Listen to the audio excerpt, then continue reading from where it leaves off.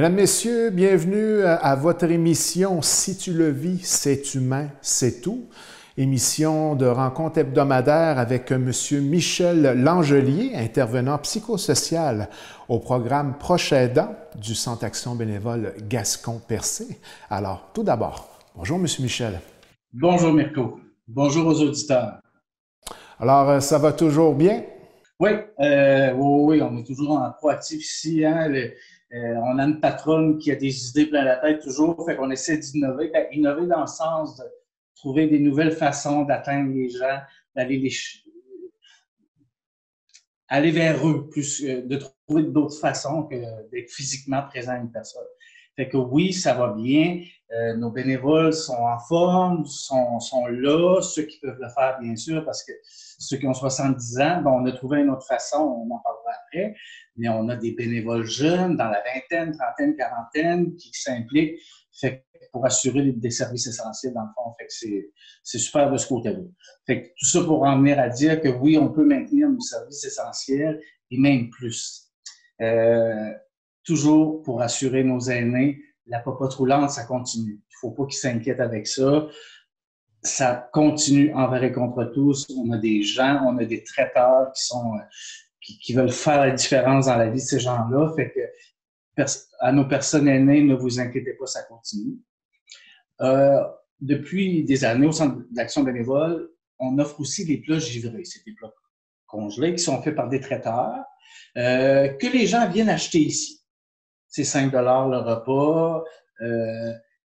Mais là, la plupart des aînés, c'est aussi pour les proches aidants. Souvent, des proches aidants venaient ici chercher quelques repas parce que, exemple, le proche aidant pouvait partir 2-3 jours en vacances, admettons. Fait qu'il achetait des plats à la personne aidée, puis la personne mettait ça dans le micro-ondes, puis ça faisait un bon repas équilibré santé. Mais là, bon, étant donné que les 70 ans et plus ne pouvaient pas sortir, on pense aujourd'hui que M. Legault va annoncer des petites mesures de déconfinement, on verra bien.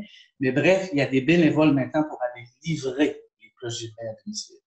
Fait que ça, c'est vraiment important. Ça peut faire, tu sais, c'est pas des répits de 2 semaines ou une semaine de vacances, mais des fois, pour un proche aidant, entre autres, de ne pas avoir à faire un repas à chaque repas, ça peut être un petit temps qu'il consacre pour lui, pour qu'il puisse faire de la lecture, tout ça. Fait que ne pas se gêner de nous téléphoner. On a une liste de 13 à 16 repas disponibles. On vous offre le choix, vous choisissez et on communique avec un bénévole pour qu'il puisse aller vous porter ça chez vous. Fait que ça, c'est important. C'est très utilisé et les gens apprécient beaucoup. Puis, l'accompagnement médical, bien sûr, continue. Bon, on ne se cachera pas qu'on en a presque plus à faire parce que les hôpitaux, les cliniques diminuent de façon importante les rendez-vous, mais là, on sent que ça va peut-être reprendre. Nous, on a des bénévoles pour assurer parce qu'il y a des examens qui sont essentiels, le COVID ou pas, où la personne doit passer son examen ou recevoir un traitement, peu importe, on offre toujours ça. Cindy, qui est ma collègue, qu'on va parler un petit peu tantôt, a mis sur pied au Centre d'action bénévole aussi parce qu'on se disait, excusez-moi, les bénévoles qui ne font plus de bénévolat, c'est difficile pour eux. Puis souvent, dans les bénévoles qu'on a, ils ont 70 ans et plus. Fait qu'en début de cette pandémie-là, on ne pouvait plus faire appel à eux. Fait que Cindy a eu l'idée de les utiliser en guillemets, mais d'une autre façon. Fait que ce qu'elle a mis sur pied, dans le fond, c'est un bénévole qui est associé à un ennemi. On appelle ça les téléphones sécurisants. C'est que le bénévole, il y a 3-4 personnes, donc il peut les appeler régulièrement toutes les semaines, ou 2-3 jours, selon les besoins pour jaser. Et fait que ça fait, les gens apprécient beaucoup aussi parce que ça leur permet justement de parler de ce qu'ils vivent un petit peu. Puis nous, c'est un peu nos oreilles, j'allais dire nos yeux, on se voit plus, on se parle au téléphone. Puis souvent, pas souvent, ça arrive à l'occasion qu'il y a un bénévole qui a fait des appels qui me dit, ben hier, un exemple, ça fait 3 jours, j'appelle la madame, elle répond pas. Fait qu'à ce moment-là, nous, on appelle. Fait que ça nous permet de voir s'il y a des gens qui vivent des situations difficiles, tout ça. Puis, pour intervenir mieux par la suite, parce que les bénévoles ne sont pas là pour faire de l'intervention proprement dit, ils sont là pour jaser. Mais s'ils sentent qu'il y a un besoin plus grand, Nous, on les appelle, puis, ce qui m'amène à parler des services psychosociaux aussi, on est des intervenants ici, fait qu'on peut intervenir avec les gens dans des problématiques comme l'anxiété, bon, tout ce qui peut se passer chez un être humain, parce que même si le COVID est là, il reste que la vie continue à quelque part. Pas de la même façon, mais il y a des décès qui arrivent, il y a plein de choses qui se passent où les gens ont besoin d'un support avec un intervenant. Fait qu'on est là, appelez-nous, il n'y a aucun problème, on va prendre le temps de jaser avec vous. Puis tu sais, le centre d'action bénévole, c'est souvent pour les personnes âgées, tout ça, mais là, on ouvre à tout le monde. Dans le sens, si vous avez des difficultés, vous avez peur, appelez-nous. Puis si on se rend compte que c'est pas dans notre mission ou peu importe, là, on connaît les ressources. Fait qu'il n'y a pas de problème, on va vous orienter vers la bonne voie, mais de ne pas hésiter à communiquer avec nous. Fait qu'au niveau des services, c'est ce qu'on offre présentement. Bon, on nous parle aussi du comptoir vestimentaire parce qu'on a dû le fermer, bien sûr, parce que les gens viennent porter des vêtements, tout ça. Mais ça s'en vient. Là, on commence à entendre parler que peut-être on va réouvrir tranquillement, peut-être. C'est à suivre, tout ça. Puis il y a les dépannages alimentaires, de ne pas hésiter, hein, parce que en situation de COVID, dans l'attente de chômage, bref, on a des denrées, il y a des petits critères, mais ne vous gênez pas d'appeler. Même si vous êtes habitué d'avoir des sous, ça se peut que là, à cause de tout ce qui se passe, vous n'en avez pas, mais vous êtes habitué, vous, d'être autonome, de ne pas le prendre comme un échec ou d'avoir honte. C'est facile à dire, je peux comprendre, mais nous, c'est pas comme ça qu'on voit ça. C'est une période, un aide dans une période X. Fait que n'hésitez pas, c'est confidentiel, ça se fait dans le respect. Fait que voilà. Ça, c'est concernant les services. On voulait faire un petit rappel en ce qui concerne la ligne téléphonique pour les commissions et épiceries. Oui, ça, c'est pas le Centre d'action bénévole qui offre ça, mais je tiens à le mentionner parce que c'est important. C'est les travailleuses communautaires du CLSC, Isabelle Garcia. Puis, j'ai un petit Cindy. Gaétane Monger, merci. Qui ont mis ça en place parce qu'on recevait beaucoup de demandes concernant « j'ai personne pour faire mon épicerie, j'ai besoin de quelqu'un pour faire mes commissions ». Bref, c'est une ligne téléphonique. Les gens téléphonent là et on va les orienter à la bonne ressource. Ils ont des bénévoles. C'est très bien fait. Je leur ai parlé ce matin pour m'assurer que ça fonctionne très bien. Oui, ils ont du monde, mais ils pourraient en avoir plus. Je dis ça parce que je suis comme inquiet, pas inquiet, mais qu'il y a des gens qui n'osent pas téléphoner. Tu sais, il y a des gens qui ne sont pas habitués de demander. Hein? Chez nos personnes âgées, ça arrive souvent. Mais je veux leur dire que le service est là et il faut l'utiliser. Téléphonez au numéro le 1-888-689. Oh, les lunettes à matin. 3185. Ne pas hésiter à appeler. Ils vont vous répondre, ils vont vous orienter dans tout ça. Voilà. Maintenant, en ce qui concerne la réalité directe du proche aidant, on voulait en discuter, moi et toi, Michel, être confiné avec une personne malade 24 heures sur 24, 7 jours sur 7, c'est une réalité à laquelle c'est pas toujours facile de faire face, bien sûr. Oui, exactement. Mais moi, le but de souligner ça aujourd'hui, c'est juste pour en parler. Dans le fond, c'est pour juste que nos aînés, nos proches aidants reconnaissent que c'est pas facile pour eux en ce moment. Tu sais, dans notre première chronique, on disait que c'est important de reconnaître quelque chose pour mieux y faire face par la suite. C'est dans le but de rassurer les proches aidants que si vous êtes moins patient, si vous sentez que vous êtes plus agressif, c'est normal. C'est normal. Donnez-vous le droit au moins de ressentir ça. Puis pour la personne qui est aidée non plus, c'est pas simple. Parce que bien que certains ont des problèmes cognitifs ou des pertes d'autonomie physique, ils pouvaient sortir dehors des fois, ces gens-là. Pas parce que tu as des pertes cognitives que tu peux pas aller faire ta marche. Mais là, ils ne peuvent plus. Ils n'ont plus accès à ça. Fait qu'eux aussi vivent une certaine tension, une certaine frustration, jumelée à ce parce que le proche aidant, lui, souvent, il peut sortir, va faire les commissions, mais là, il ne peut plus faire ça, lui non plus. Fait que c'est normal qu'il y ait un degré de tension qui est peut-être plus élevé qu'à la normale. Fait que de reconnaître ça, vous êtes normal, tout le monde, de ressentir ça. Ça fait partie de ce qu'on vit. Parce que la situation qu'on vit présentement n'est pas normale. Hein? On comprend bien, ça implique toutes sortes de choses. Mais d'essayer peut-être de trouver des petits moyens. Je pense à la maison 2 étages. Aller dans le sous-sol une petite heure, aller faire une petite lecture. Tu sais, de trouver des petits moyens pour réussir à quand même penser à vous dans tout ça. C'est juste ça que je voulais leur dire aujourd'hui. On est conscient que c'est pas simple, puis que les responsabilités peuvent s'ajouter de jour en jour, étant donné le confinement. C'est pas simple ce que vous vivez. Appelez-nous, on peut jaser avec vous, essayer de voir comment on peut améliorer tout ça, de ne pas hésiter à nous appeler non plus là-dessus. Je dis ça souvent, mais le téléphone, c'est notre outil de travail présentement, et il faut, si vous pouvez l'utiliser tant que vous voulez. Puis, j'ai quelque chose de spécial à vous lire aujourd'hui, puis c'est quelque chose qui me touche parce que c'est une de mes tantes.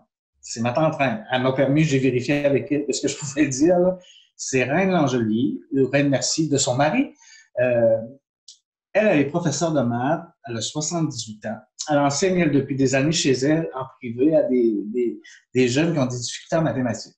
Fait qu'elle en fait 40, 50, 60 heures, c'est une passion. Fait qu'elle, bien sûr, quand le confinement est arrivé, elle a 78 ans, elle a perdu ce contact-là avec ses jeunes. Hein? Puis, au début, hein, comme on dirait qu'on a les personnes âgées représentaient le virus dans tout ce que ça pouvait être. Ça peut être évident pour les aînés au début, ça, là. Rester confiné, puis j'ai vu de l'intimidation sur Facebook, bon, plein de choses comme ça. Puis elle me dit, Michel, j'ai écrit un poème sur le COVID. Mais moi, ma tante Reine, je la connais comme drôle. Elle a fait du théâtre ici. Elle est réputée pour être drôle. Fait que moi, je m'attends de rire avec ce poème-là. Mais c'est pas ça qui s'est passé. Fait que si je vous en parle, je vous le lis aujourd'hui parce que ça montre, moi, il m'a touché parce que ça montre vraiment ce que peuvent vivre les personnes confinées, les frustrations. Alors, si vous me permettez, je vais faire un poète de moi-même et je vais tenter de vous lire ça. Ça vous tente-tu, maintenant? Avec plaisir. On y va. Alors, ça serait Corona COVID. Sache que tu m'angoisses et que tu me fous la poisse. Tu brises ma vie et m'enlèves mes énergies. Ça va aller? Qu'est-ce que t'en sais? Advil, Tylenol, antidépresseur, je reste avec mes peurs. Je t'en prie, va ailleurs, car je voudrais que tu meures. Prisonnière de ma maison, je ne peux plus sortir sans raison. Je t'en prie, va-t'en donc. Tu m'as volé mes étudiants. Tu dois être content, hein? Tu es vraiment une bébite infâme, hein? Tu prends plaisir à briser nos âmes. Puisses-tu brûler en enfer avec ton grand ami Lucifer? Mort à toi, maudit pourri. Corona, tu n'auras pas ma vie. C'est assez éloquent, hein? Moi, j'ai vu la colère, la détresse et l'impuissance dans ce poème-là.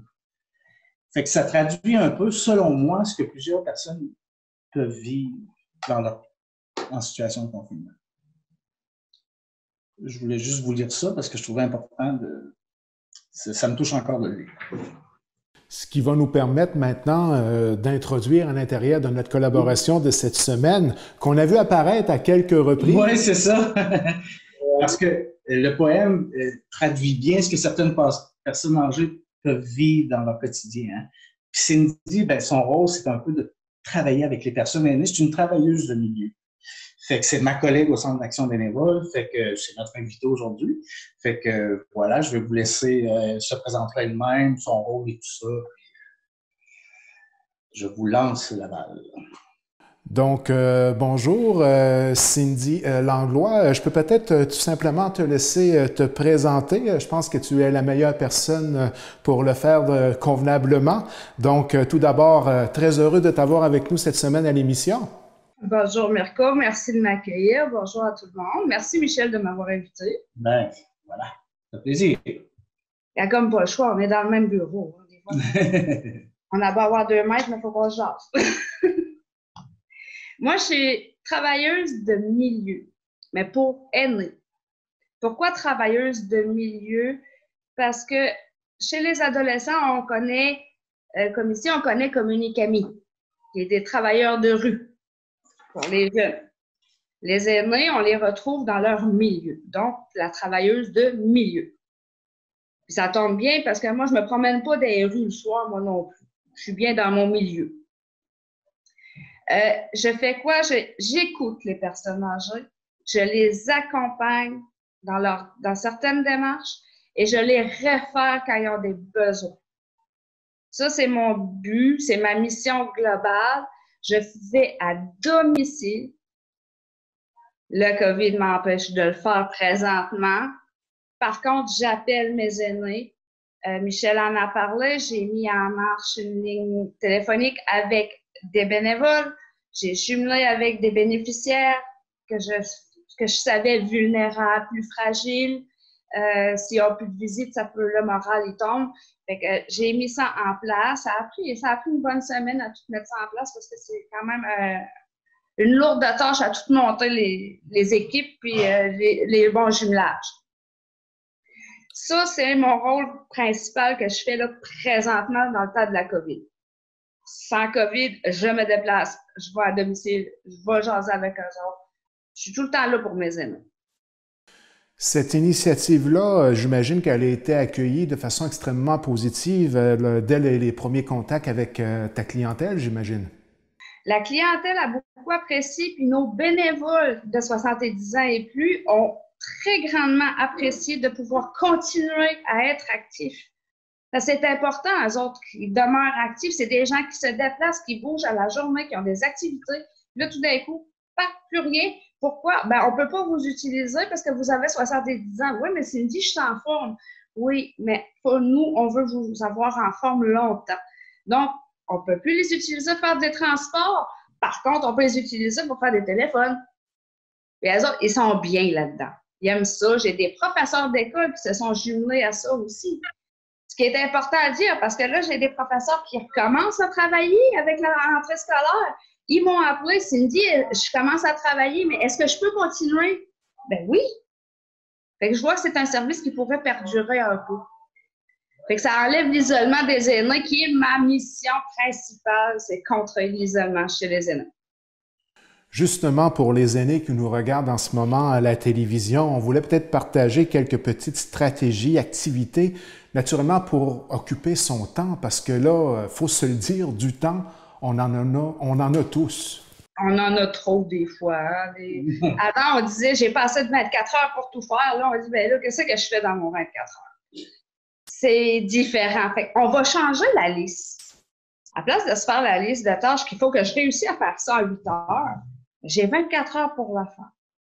L'importance, en premier lieu, l'importance, c'est d'avoir un horaire régulier. Je vous donne un exemple. Moi, j'ai 2 adolescents qui ont plus d'école. Hein? Ben, là, on m'a dormi jusqu'à 10 heures. Non, non, non, non, non, non, non. Tu te lèves à la même heure puis tu te couches à la même heure. La routine est importante. Les heures de repas, le lever, le coucher, les heures de repas, c'est très important de garder cette routine-là, de lâcher le linge mou, s'il vous plaît. Qu'on s'habille, qu'on se maquille, qu'on se parfume, qu'on se rase, qu'on est belle, qu'on est beau, qu'on se regarde dans le miroir. Yes, sir, hey, collé, que je parais bien, moi, aujourd'hui, là. Même si je vais juste sur mon balcon, c'est pas grave. Pour soi-même, c'est important. Je vais vous donner l'exemple de ma fin de semaine. Mon chum a décidé de se casser des Renault, là. On scrape la salle de bain, on recommence. Bon, OK. Moi, dans ma tête, c'est bon, OK. Qu'est-ce que je fais en fin de semaine? Je vais faire de la peinture, je vais faire du plâtre. Non. Il veut pas que je touche à rien. Il veut personne dans ses pattes. Fait que moi, ça m'a donné quoi? L'opportunité de faire une patate de divan.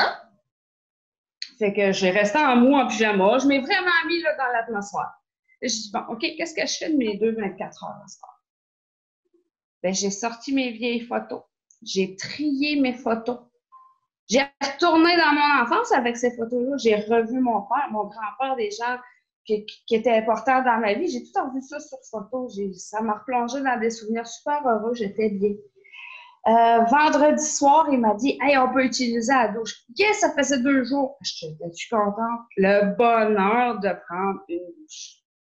Des petits plaisirs quotidiens comme ça, on les prend trop pour acquis. Il faut pouvoir profiter du moment. Si je prends un bain à tous les jours, OK, c'est normal, c'est régulier. Si je le mets un petit peu plus chaud, puis je reste un autre 5 minutes de plus, je me détends. Ça aussi, c'est important, de prendre le temps pour soi.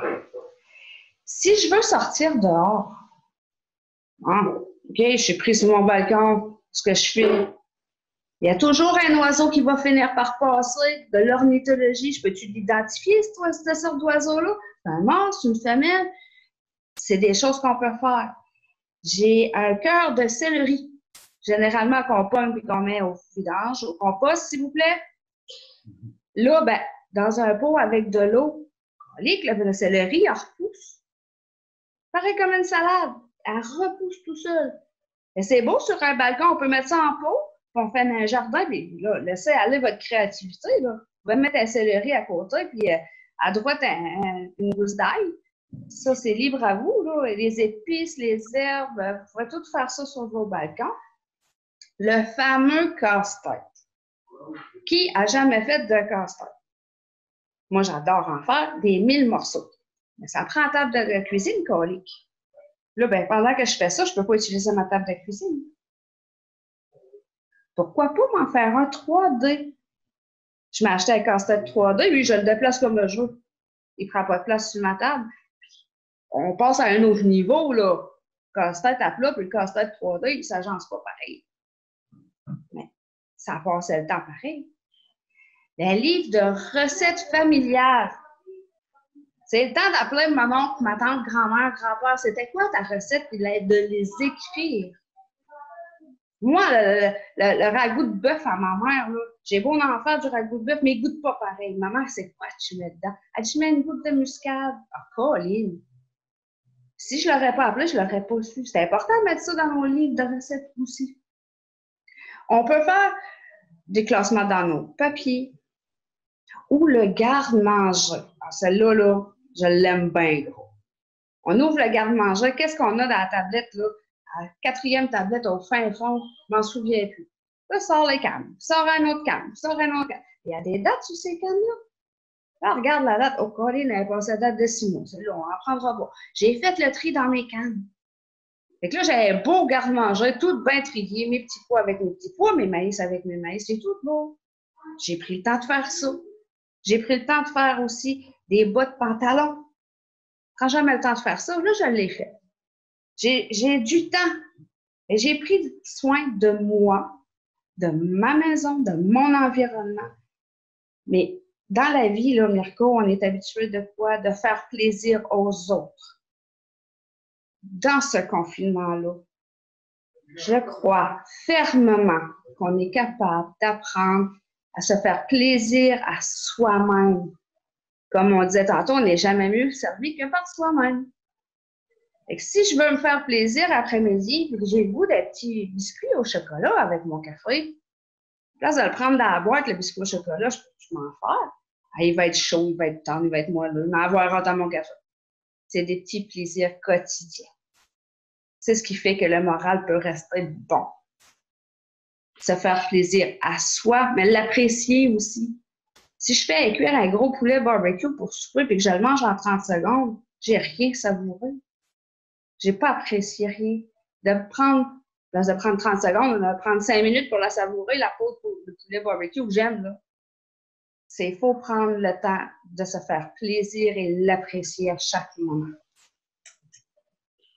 Donc, si on résume rapidement l'importance de la routine, l'importance de s'occuper l'esprit, de se libérer l'esprit, naturellement l'importance de la communication. Et cette initiative de communication téléphonique et virtuelle-là, j'imagine que les gens l'attendent avec... ils ont hâte à cette communication-là. C'est vraiment une belle initiative. Félicitations à l'équipe. Merci. Donc, Michel, je vais te laisser le mot de la fin pour l'intervention de cette semaine. Bien, j'écoute Cindy parler, puis je me rends compte que cette crise-là nous ramène à l'essentiel, à la simplicité des choses. Puis, au moins, si on réussit à réfléchir à tout ça, puis être dans la simplicité par la suite, bon, ça sera peut-être un avantage, quelque chose de positif qu'on a retiré de cette expérience-là, mais l'humain oublie vite, on verra bien. Là, moi, je vais vous annoncer notre invité de la semaine prochaine, et ça, je suis pas mal fier de ça. On a tendance, on va chercher beaucoup de professionnels de la santé, du communautaire, tout ça. Moi, ma boss Josiane, parce que je veux lui remettre, elle a un cerveau qui est en ébullition 24 heures sur 24. On s'est dit, mon Dieu, que ce serait le fun d'avoir quelqu'un qui vit la situation. Tu sais, une personne âgée, qu'est-ce qu'elle vit? Hein? Et là, ils ont tout de suite pensé à quelqu'un, puis c'est Mme Thérèse Janil. Je ne sais pas si tu la connais, Mirko. Je pense qu'elle reste à Grande-Rivière. C'est une dame de 90 ans. Je le dis parce que vous allez voir que c'est pas ce que vous allez voir. C'est une personne allumée intellectuellement. Là. Alors, elle est intéressante, mais elle a beaucoup de frustration par rapport au confinement. Et d'autre part, elle a réussi à se servir de ça pour se construire des petits bonheurs, un peu ce que Cindy nous disait. Fait que la semaine prochaine, on va avoir la chance de jaser avec elle. Fait que ça, on est bien content. Fait que c'est Mme Janil. Fait que moi, je vais lui parler cette semaine, tout ça. Voilà. Fait qu'elle sera avec nous la semaine prochaine. Moi, au niveau des proches aidants, on va plus parler un petit peu plus de les malades qui sont en institution dans la situation du COVID. C'est pas évident. Il y en a qui n'ont pas beaucoup de contacts. Il y en a qui peuvent se parler par téléphone, mais il y en a que, bon, s'il y a des pertes cognitives importantes, c'est impossible d'avoir une communication téléphonique avec ces gens-là. Fait qu'on va regarder ça, puis on va toujours dans l'esprit d'emmener des petites nuances pour faire en sorte qu'on va chercher un petit soulagement, un petit bonheur, là, tout ça pour... voilà. Et rappelez le numéro du Centre d'action bénévole, c'est 418-689-6023, de nous appeler tant que vous voulez. Nous sommes là pour ça.